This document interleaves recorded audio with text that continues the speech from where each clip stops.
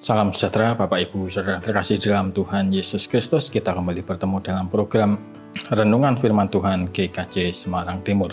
Sebelumnya mari kita berdoa. Tuhan yang kami sembah dalam nama Tuhan Yesus Kristus, sungguh kami bersyukur atas penyertaan Tuhan, pemeliharaan Tuhan yang terus kami rasakan sampai pada hari ini. Dan saat ini sebelum kami beristirahat, kami akan merenungkan sabda kebenaran firman Tuhan. Biarlah hikmat-Mu Tuhan yang akan memimpin kami, memandu kami, sehingga kami bisa mengerti, memahami apa yang menjadi kehendak Tuhan untuk kami lakukan dalam hidup keseharian kami. Terima kasih Tuhan Yesus, hanya dalam nama-Mu kami telah berdoa dan mengucapkan syukur. Amin. Bacaan hari ini diambil dari Kisah Para Rasul 26, Kisah Para Rasul pasal 26 ayat 19 sampai 29. Kisah Para Rasul 26 ayat 19 sampai 29 yang demikian. Sebab itu ya Raja Agripa, kepada penglihatan dari surga itu tidak pernah aku tidak taat. Tetapi mula-mula aku memberitakan kepada orang-orang Yahudi di Damsyik, di Yerusalem dan di seluruh tanah Yudea, dan juga kepada bangsa-bangsa lain, bahwa mereka harus bertobat dan berbalik kepada Allah serta melakukan pekerjaan-pekerjaan yang sesuai dengan pertobatan itu. Karena itulah orang-orang Yahudi menangkap aku di bait Allah dan mencoba membunuh aku. Tetapi oleh pertolongan Allah aku dapat hidup sampai sekarang dan memberi kesaksian kepada orang-orang kecil dan orang-orang besar. Dan apa yang kuberitakan itu tidak lain daripada yang sebelumnya telah diberitahukan oleh para nabi dan juga oleh Musa, yaitu bahwa Mesias harus menderita sengsara dan bahwa ia adalah yang pertama dan yang akan bangkit dari antara orang mati, dan bahwa ia akan memberitakan terang kepada bangsa ini dan kepada bangsa-bangsa lain. Sementara Paulus mengemukakan semuanya itu untuk mempertanggungjawabkan pekerjaannya, berkatalah Festus dengan suara keras, "Engkau gila, Paulus. Ilmumu yang banyak itu membuat engkau gila." Tetapi Paulus menjawab, "Aku tidak gila, Festus yang mulia. Aku mengatakan kebenaran dengan pikiran yang sehat. Raja juga tahu tentang segala perkara ini, sebab itu aku berani berbicara terus terang kepadanya.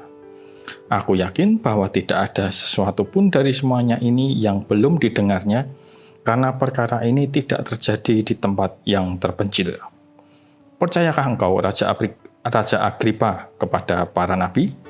Aku tahu bahwa engkau percaya kepada mereka."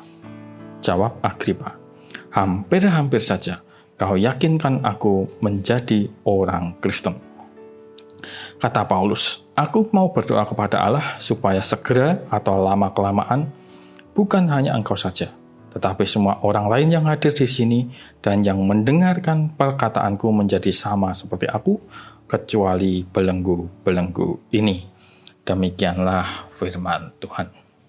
Saudara yang terkasih dalam Tuhan Yesus Kristus, perbincangan pada bacaan tadi terjadi dalam peristiwa pembelaan diri Paulus di hadapan Raja Agripa. Raja Agripa, lengkapnya Raja Herodes Agripa II, ini adalah cicit dari Raja Herodes Agung yang pernah bermaksud membunuh bayi Yesus setelah dilahirkan. Di hadapan Raja Agripa inilah Paulus memberikan pertanggungan jawab atas segala tuduhan dari orang-orang Yahudi terhadap dirinya. Selain Raja Agripa, di situ ada pula Festus, lengkapnya Perkius Festus, seorang gubernur Romawi. Tuduhan-tuduhan itu bersifat berat karena orang-orang Yahudi menghendaki Paulus dihukum mati, Kisah 25 ayat 24. Namun sekalipun demikian, mereka tidak dapat membuktikan kebenaran atas tuduhan-tuduhan yang mereka buat, Kisah 25 ayat 7. Artinya ini adalah tuduhan palsu. Bahkan Festus pun tidak dapat merumuskan kesalahan apa yang sebenarnya telah diperbuat Paulus. Paulus tahu bahwa tuduhan mereka adalah palsu. Maka dari itu, Paulus tidak mau kalau dihukum atas dasar tuduhan-tuduhan palsu. sehingga Paulus mengajukan banding untuk kasusnya ini ke pengadilan Kaisar. Kisah 25 ayat 11.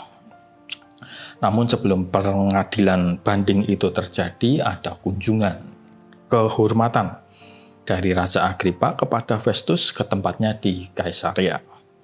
Kunjungan karena saat itu Festus baru saja diangkat sebagai gubernur Romawi menggantikan pejabat lama yang bernama Felix.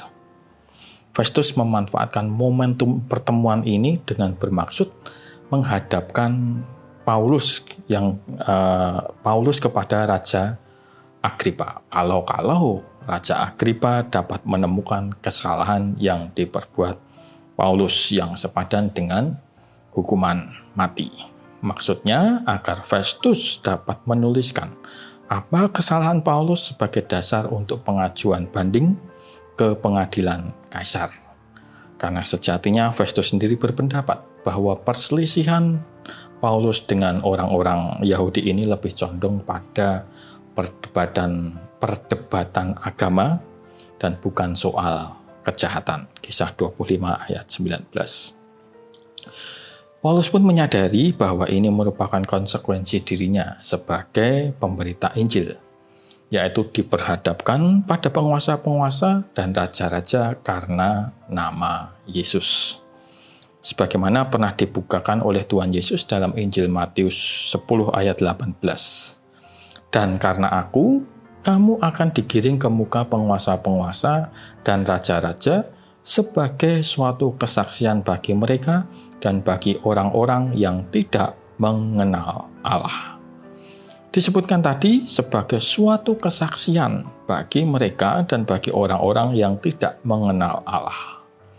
Maka ketika kamu digiring ke muka penguasa-penguasa dan raja-raja, itu adalah kesempatan berharga untuk memberitakan Injil. Tidak setiap saat orang biasa bisa bertemu penguasa. Tidak setiap saat orang biasa bisa berbicara kepada penguasa. Tidak setiap saat orang biasa bisa mengabarkan Injil kepada penguasa. Alhasil, Paulus tidak memandang peristiwa yang dialaminya ini sebagai sebuah persidangan semata.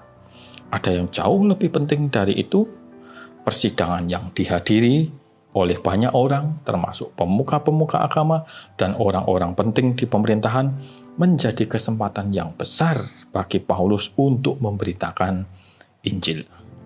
Paulus memahaminya bahwa situasi ini telah dirancang dan diatur oleh Tuhan agar Raja Agripa dan Festus dapat mendengar berita Injil darinya secara lengkap.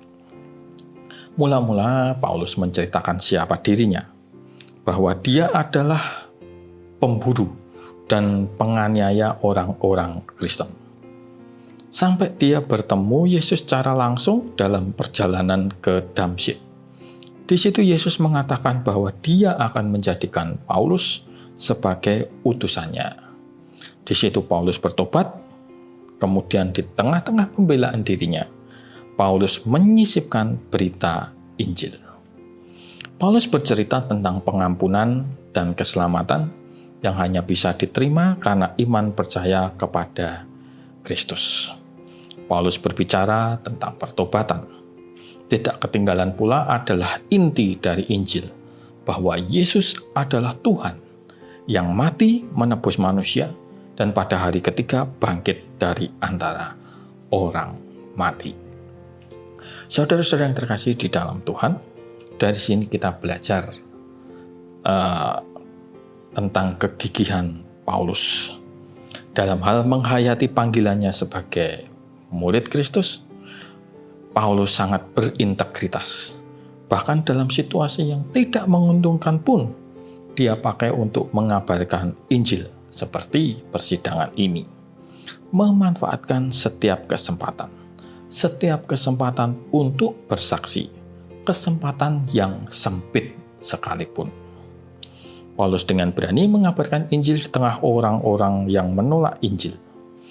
Berbeda kalau misalnya di gereja, jemaat itu datang memang untuk mendengarkan Injil, memang untuk percaya Injil. menerima Injil. Namun yang ada di sekeliling Paulus saat itu adalah orang-orang yang menolak Injil, yang menyangkal Kristus. Bisa dikatakan mereka adalah musuh Kristen. Namun Paulus tidak gentar. Sedemikian gamblang Paulus menjelaskan tentang Mesias, tetapi Festus tetap menolaknya, bahkan menyebutnya gila. Bisa dipahami karena berbeda dengan Agripa yang berlatar belakang Yahudi, Festus berasal dari Romawi. Festus memang tidak pernah mendengar tentang para nabi, tentang hukum Taurat, tentang nubuatan-nubuatan tentang juru selamat. Wajar bila dia menganggap Paulus gila ketika memberitakan soal kebangkitan orang mati. Sedangkan Agripa sebelumnya sudah pernah mendengar ajaran-ajaran dari Perjanjian Lama karena dia Yahudi. Raja Herodes Agripa kedua ini tidak seperti raja-raja dinasti Herodes lainnya. Dia adalah raja yang berusaha mentaati ajaran agama Yahudi. Berbeda dengan ayahnya, Raja Agripa pertama, yang berani menghina Tuhan, yang akhirnya mati ditampar malaikat Tuhan dan dimakan cacing-cacing. Kisah 12 ayat 23. Raja Agripa kedua ini menghormati Allah dan banyak memberikan dana untuk membangun rumah ibadat Yahudi dan memperbaiki bait Allah. Namun apakah semuanya itu cukup? Belum. Orang Yahudi tidak percaya Yesus itu Tuhan. Raja Agripa harus mendengar berita Injil. Banyak orang yang merasa bahwa dengan banyak berbuat baik, itu yang akan menuntunnya ke surga. Dibandingkan raja-raja pendahulunya, Raja Agripa kedua ini masih lebih baik. Namun sekalipun demikian, dia perlu menyadari betapa besar dosanya dan dia harus melihatnya dengan iman kepada Kristus yang telah menebusnya dengan sempurna. Dia perlu berita Injil. Raja Agripa membutuhkan Injil dan Tuhan mengirimkan Paulus kepadanya untuk berbicara tentang Kristus. Sekalipun Paulus memberitakan Injil ini dalam statusnya sebagai seorang tahanan, dan Agripa mendengarkan dalam statusnya sebagai seorang raja. Ini adalah dua posisi yang tidak setara. Posisi Paulus ada di bawah atau lebih rendah. Di persidangan ini, Paulus sedang melakukan pembelaan atas perkaranya untuk dinilai oleh Raja Agripa. Dan Raja Agripa mendengarkannya sebagai orang yang berhak menghakimi dan menilai perkara Paulus. Yang terlihat oleh mata jasmani memang seperti itu. Namun yang sebenarnya terjadi justru sebaliknya. Sebenarnya Pauluslah yang mempunyai berita yang memberikan kebebasan kepada manusia, termasuk Raja Agripa. Pauluslah yang membawa berita yang memberikan kebebasan kepada manusia. Pauluslah yang sebenarnya sedang dalam posisi menghakimi Raja Agripa. Apakah nantinya Agripa ini akan percaya atau menolak percaya atas berita yang dikabarkan oleh Paulus? Paulus, sang tahanan ini, sebenarnya adalah orang yang sudah dibebaskan oleh Kristus dari dosa dan maut. Sedangkan Raja Agripa, sang raja ini adalah orang yang masih berada di dalam belenggu dosa dan maut yang masih membutuhkan pembebasan. Dalam hal ini sebenarnya sang rajalah yang memerlukan sang tahanan untuk membebaskannya. Memberitakan Injil bukanlah tugas Paulus seorang, tetapi juga menjadi panggilan kita setiap orang percaya, tentunya dengan segala resikonya, dengan segala konsekuensinya. Dalam bercerita, tidak perlu kita melebih-lebihkan, tidak perlu mendramatisir, tidak perlu pula mengada-ngada. Cukup kita bercerita apa adanya sesuai hikmat yang Tuhan berikan kepada kita. Itulah memberitakan Injil. Kita yang telah menerima anugerah keselamatan dari Tuhan, hendaklah mewartakan kabar baik ini, agar semakin banyak orang yang juga merasakan kasih Kristus, yang juga mengenal Kristus, dan atas karya Roh Kudus boleh membuka hati menyambut kasih Tuhan itu. Bisa jadi dunia akan menolaknya. Dunia akan mengatakan kita gila, seperti yang Festus ucapkan kepada Paulus. Tetapi kita tidak bisa menolak panggilan kita sebagai murid Kristus untuk memberitakan Injil. Disebut gila, dicaci maki, dilecehkan, itu menjadi risiko orang Kristen. Risiko karena iman percayanya, karena pemahamannya yang dalam akan firman Tuhan, ataupun karena hidupnya yang taat kepada Allah. Tetaplah bersemangat memberitakan Injil, menabur benih firman Tuhan kepada banyak orang, bahkan di tengah kesempatan yang sempit sekalipun. Amin. Mari kita berdoa. Tuhan, sungguh kami bersyukur atas pemberitaan firman Tuhan, renungan pada malam hari ini. Kami bersyukur kami boleh diingatkan kembali untuk kami tidak lupa memberitakan Injil kepada orang lain, untuk mengenalkan Kristus, mengenalkan kasih Kristus kepada orang lain, agar mereka pun juga dapat mengenal dan merasakan kasih Kristus. Berikanlah hikmat kepada kami, agar kami bisa berkata-kata, bisa bersaksi kepada orang lain atas apa yang telah Tuhan berikan kepada kami, atas anugerah yang telah Tuhan berikan kepada kami, yang telah kami terima. Terima kasih Tuhan, kami mengalaskan doa ini hanya dalam nama Tuhan Yesus Kristus kami telah berdoa dan mengucapkan syukur. Amin. Demikian Bapak Ibu Saudara yang terkasih dalam Tuhan, renungan pada hari ini. Kita bertemu dalam renungan yang akan datang. Salam sejahtera untuk kita semua. Salam sehat.